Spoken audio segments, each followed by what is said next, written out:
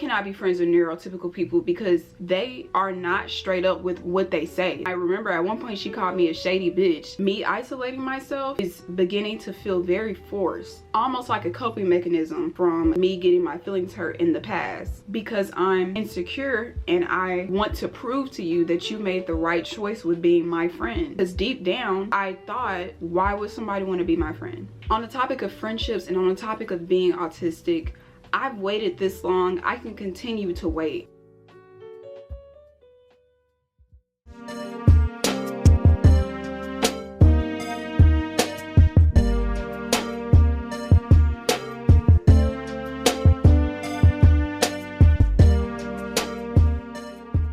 Growing up, a lot of us watched shows that had friend groups at the forefront or friend groups as the main characters.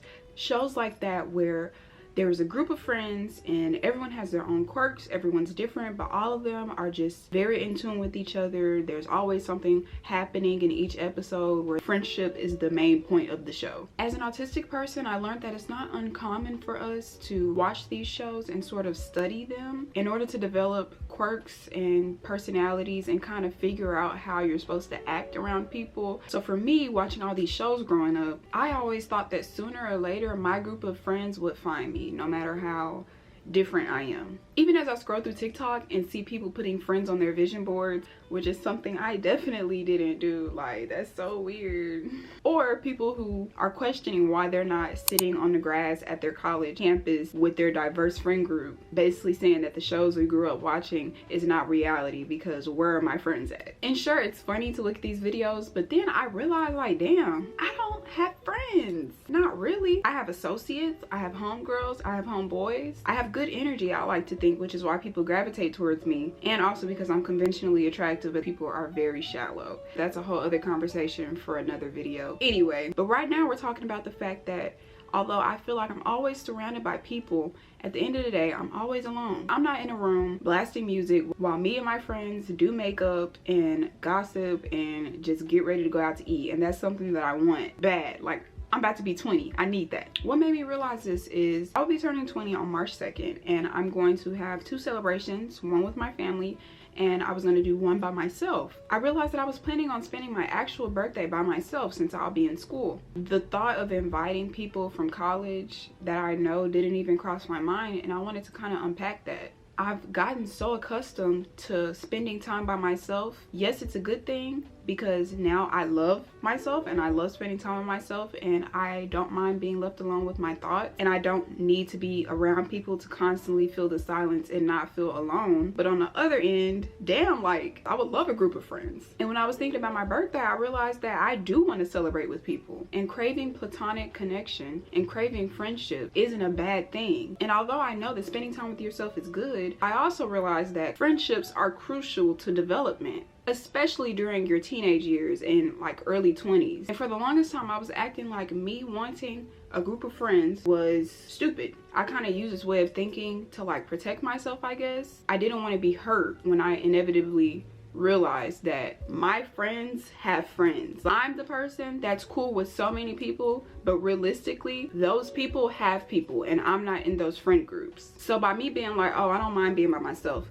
yes, it's true, but I also started feeling like me isolating myself is beginning to feel very forced, almost like a coping mechanism from me getting my feelings hurt in the past. I remember I was in the 1st or 2nd grade. My mom had bought me a whole pack of pencils, very colorful pencils with very colorful erasers, and I remember going to school with my new pencils and passing them out in my class because I didn't have friends. And I passed them out. Anybody asked for a pencil, I would pass them out. You get a pencil, you get a pencil, you get a pencil. And I go home and my pencil box is empty and my mom's asking why. I remember feeling sad because though I gave all of my pencils away, nobody wanted to be friends with me. Like, I gave my pencils away before lunch, we went to lunch, came back, nobody was talking to me. Like, nobody wanted to be my friend, even though I had given all of my pencils away. Why is that? So I went home and I asked my mom, and she explained to me that you giving away all of your pencils and going above and beyond, one, you don't have any pencils left for yourself because now you only got 1 or 2 pencils. This pencil box is empty. And 2, people are not going to be friends with you based off of that. That pencil story just sits with me because it's like, wow, you can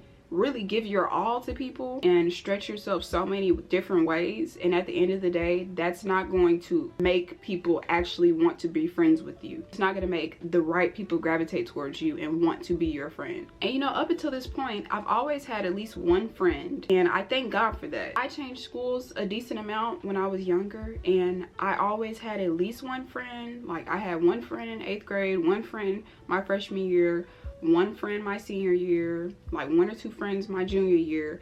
Even in my freshman year of college, I had 2 friends. I'm extremely grateful to God for never letting me be 100% alone. So when I sat down and really thought about it, I realized that there's 2 reasons why my friendships never really last as an autistic person. 1, romance. It messes everything up. And 2, me. I'm the reason. So as for reason number 1, romance, I noticed that as a neurodivergent person, specifically as an autistic person, I noticed that with friendships, especially with men, there's always some kind of romantic undertone, and I've either misunderstood this and didn't realize that they liked me, or I've understood it and I've kind of just given in, like, okay, let's date. And I push my hurt to the side because it's like, damn, I want a friend, but now romance is involved, and now you're confessing, and now I feel like I have to go with you, so now we go together. Or if I wasn't attracted to them, I've ignored their feelings and their feelings grew, and then that just kind of came between us. So romance just messes up everything. Y'all can keep the friends to lovers shit. I've never been a fan. We could be cool, but if you want to pursue me romantically, I need you to make that clear, and then we can start like being friends based off of that. I hate when people get close to me just with the intention of wanting to be with me, because it kind of feels like you tricked me. Then now I'm in an awkward position. And then as for me being the reason, I realized that I do entirely too much. And by too much, I mean I'm close with a lot of my professors. So let's say I have a friend and my friend is a certain major, and one of my professors is like, oh, I have an internship available, would you like to do it? And I don't want to do it, but I know one of my friends would love an internship. I've saw to it that they got that connection so that they can go figure that out and possibly get an internship. You want to join a club? I know somebody on eBoard for that club. So what do? I link you in with the club. I get you in the club. I just do entirely too much, and I stretch myself thin, but I do this for 3 reasons. 1, which is very toxic, I like to make sure when it comes to the friendship, I do more so that when the friendship doesn't work out, I feel like I'm not really losing anything. Like, what am I losing from this friendship not working out? Nothing, not really. What are you losing? A lot, because I do a lot in the friendship, which is toxic, and I don't think I like that about myself. So that's something that I'm changing. I also do a lot in a friendship though, because 2, if the roles were reversed, I would want you to do the same thing for me. Like, my major is marketing. If your professor needs help with marketing, or she needs a video edited, or they need like photography, I would love it if you would let the professor know, hey, Grace knows how to edit, Grace is good at photography, Grace is good at this, and link us in, because that's what I do for all of my friends. And honestly, I don't think that's a bad thing. I don't think I'm going to change that about myself, because as a friend, that's how I am. I think I just need to ensure that the right people are getting this out of me, because I do this so much that when it's not reciprocated, I just feel like, damn, like maybe I should stop doing this, or maybe I should stop like being nice. Like, no. And I'm not about to change who I am, and I'm not about to match energy, but I will peep game. Like my mom says, she doesn't match energy, she matches actions. So like, if you're my friend, I want what's best for you, and I'm gonna help you get there, and I want to put that energy out there so that I can get that energy back. I'm not gonna change that about myself, but I will make sure I'm doing it for the right people. So yeah, the second reason is, if I were you and you were me, I would want you to do the same thing for me. The third reason is something I realized a few months ago. I came to the conclusion that I am insecure, which is so crazy for me to say, because I do not have many insecurities, and that's not me lacking humility, that's just me being honest. I don't have many insecurities. So for me to realize, damn, this is an insecurity, it's kind of like, oh my gosh. I do so much in these friendships, it's like I'm in the 2nd grade all over again, when I'm giving out all of my pencils, hoping and expecting that you return the energy and want to be my friend and see me for who I am and see my good energy. And I want to prove to you that you made the right choice with being my friend. Because deep down, I thought, why would somebody want to be my friend? That comes from not feeling close to people, really. I don't have like that deep connection platonically with a group of people that I feel like other groups of friends have, and I've never had that. So I do so much in these friendships because I was thinking, damn, you want to be my friend? I'm finna prove to you that you made the right decision, and I hope that you don't leave, and I hope that by me doing all of this you will really see me for who I am. And I give away all my pencils anyway. I have to write out and pray and manifest friends who have certain qualities that I'm looking for. Like, I have to be intentional with who I'm manifesting in my life. I'm cool with so many different people, and I don't really know who I really mesh in with because I'm not being intentional with who I want to be in my inner circle. I just wish for friends, and it's like, okay, be a little bit more specific. So here's what I'm looking for in a friend. At first I thought they had to be neurodivergent because I tried being friends with neurotypical people and I just don't feel that connection. I just don't think it works. But to be honest, that's mainly because that when I realized I wanted to start branching out more, I tried to become friends with two people in one of my math classes. We're gonna call one girl M and we're gonna call the other girl Z. Me, M, and Z were basically talking, and M was telling me and Z about this guy that wanted to talk to her and all of this. Mind you, both of these people are freshmen, so I feel like that's where I went wrong. If you're a freshman in college, you might not understand this and you might think, oh, you're just a sophomore, like why is you acting like you up here and I'm down here? That's not what I'm acting like. But realistically, we are in two different places maturity wise. Like, I've already had my freshman year of college. I already had experiences that you are extremely excited about having, and my closest like homegirls or whatever are sophomores, juniors, because we just get each other a little bit more, you know. That excitement of college has worn out. But anyway, we were walking to the library and I can't remember everything specifically, but I remember M was telling us about, oh, this guy wants to talk to me and he's this and he's that and he's a senior. I remember her asking like, what do you think, Grace? Like, basically, what do I think about a senior trying to talk to her as somebody who is a freshman, fall semester, meaning you just got there? And I said what I still believe, which is sophomores, juniors, and seniors, we can tell a freshman on campus. Like, for the most part, based on how you dress, based on like the pep in your step and how excited you are to be there, we can look at somebody and tell, oh, that's a freshman. And it's not a bad thing. I don't think that a senior should be talking to a freshman or a sophomore, really. Honestly, like, there's been seniors that's been trying to talk to me. What do you want with me when you're about to graduate and I'm still in college and I low-key just got here like a year ago? And logically, I'm thinking, why can't you find somebody within your age bracket? That makes me think that everybody in your age bracket thinks you're a weirdo, because why does nobody want to talk to you? I just said we can tell a freshman on campus when we see one. Mind you, as soon as I said this, she hit me with the, oh, well, I'm mature for my age and they're tired of seeing the same women here. Basically, they want somebody fresh and they want somebody new.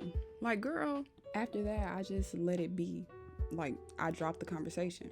And I don't think a senior should be talking to a freshman. I didn't know that M didn't like that answer until we get upstairs in the library. We were supposed to be studying together, and then she just started acting mean, like hurting my feelings type of mean. Like, math is not my strongest subject, but she was acting very mean. And I remember at one point she called me a shady bitch, and she tried to say it like on the fly, like, oh, Grace, you know you're a shady bitch. But that's okay. What do you mean I'm a shady bitch? Like, no, it's not okay. Let's talk about it. What do you mean? And she was like, oh, you know, like, you just say little stuff a certain way, and you know, in a shady ass way, but and you're a shady bitch, but like, it's okay. Like, it's okay. Like, she kept saying, it's okay. Like, I love you for that. No, you're not about to write me off as a shady bitch. How am I shady?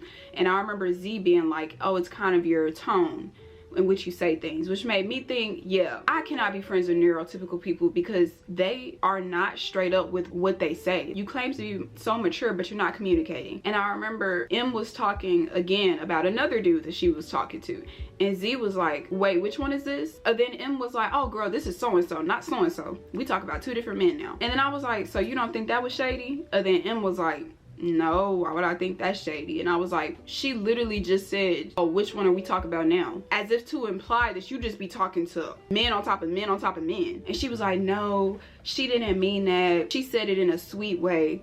And you gotta listen to people's tone. Like, I feel like you be listening to people's words. And I'm like, what? Like, explain that to me. And Z was like, no, because I didn't mean it that way. I said it this way.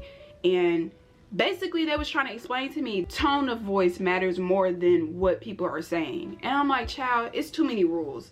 So after that, I'm not gonna lie, I felt like very sad, because it's like, a reminder that neurotypical people got some kind of handbook on how to communicate that I didn't get. It's moments like that where I'm like, damn, I really am autistic. But what that made me realize is I'm not gonna count out all neurotypical people. I just realized that if I am gonna be friends with neurotypical people, they need to be mature, have a lot of empathy, and not write me off as like this shady person. But like, if a person is empathetic and is like, okay, she's on the autism spectrum, maybe she didn't get that what she said hurt my feelings, so let me tell her that it hurt my feelings, or let me kind of just like somebody that can think critically. Like, bro, half the time I just be giving my opinion when it's asked. When somebody asks me for my opinion, I'm gonna give it. Half the time I don't even really be thinking, let me say it this way so that they don't think I'm being this way. Like, that's too much thinking. I don't like doing that. And if I have to do that with you, then maybe we don't need to be friends. So I need friends with a decent amount of compassion, empathy, and maturity. Another thing I look for in friendships is they need to be intentional. Me and this one person kind of fell out because I brung up stuff that bothered me that I feel like shouldn't have happened, because I would never do this to you, but you did it to me.